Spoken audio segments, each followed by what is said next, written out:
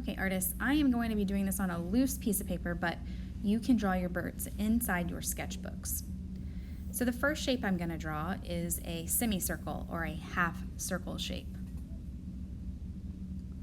Then on one of those corners, I'm going to draw a circle for my bird's head, and it's going to overlap one of the corners. So I'm going to have to erase that. And you could do yours on the opposite corner if you prefer. That's up to you. You are the artist. The next thing I'm going to draw is the wing of the bird. And so this is also kind of like a semicircle, but instead of a round bottom, I'm going to do kind of a wavy or bumpy line. And again, it's overlapping the bird's body, so I have to erase the line that you wouldn't be able to see. And there could be two wings, one on each side. It's up to you. A triangle for the beak, and a circle inside a circle for my bird's eye.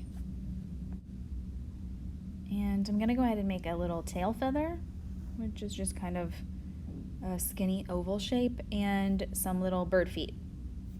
Now your bird's feet might be in a different position depending on the movement of your bird, so you'll have to choose. Now we're going to go ahead and add some visual texture to our bird. Remember, visual texture is when you create texture that is only visual. So we can't feel the feathers on this bird, but we can draw what we think might look like feathers.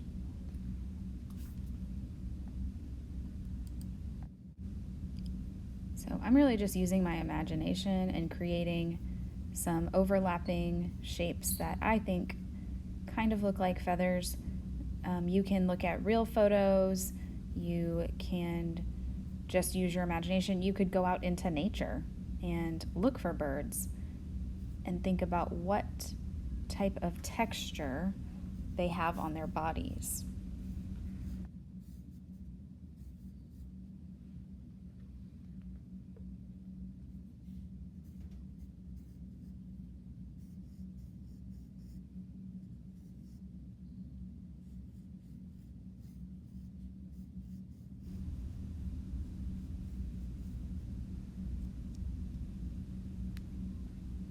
All right, so now that we have our visual texture, we can go ahead and add some color. You can go ahead and use whatever coloring supplies you have. So I have some crayons here, so I'm going to go ahead and color my bird using crayons, but if you have markers at home or watercolors, it's up to you. Go ahead and use just whatever supplies you have.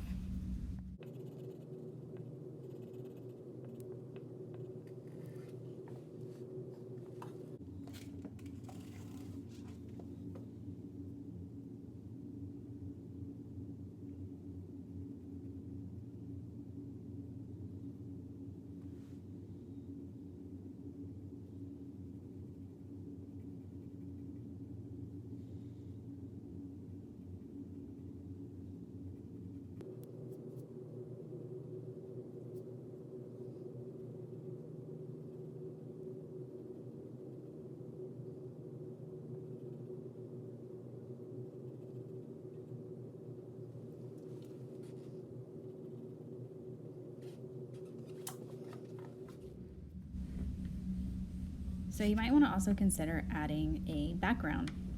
I drew a tree and some clouds, and I'm using the side of my crayon to kind of rub the sky color into place, and it's also picking up texture from my table.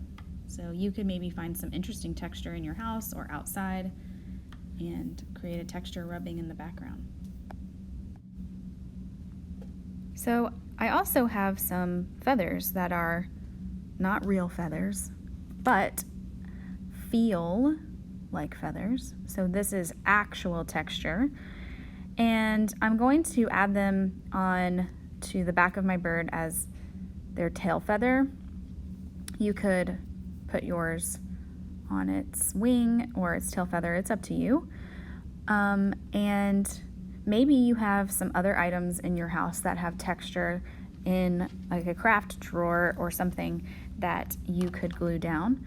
in-person students, your teacher should have 2 feathers for each person.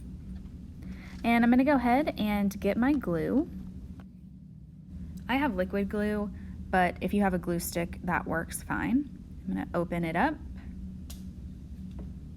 and I'm going to put dot, dot, not a lot, because you don't want a big gluey mess, especially because these feathers are really thin and the glue is going to kind of push through the feather.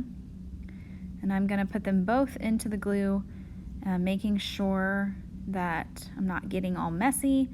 And then I'm going to go ahead and count to maybe 20 for this. And if you're using a glue stick, you might need to use a little bit more glue than normal to get these feathers to stick.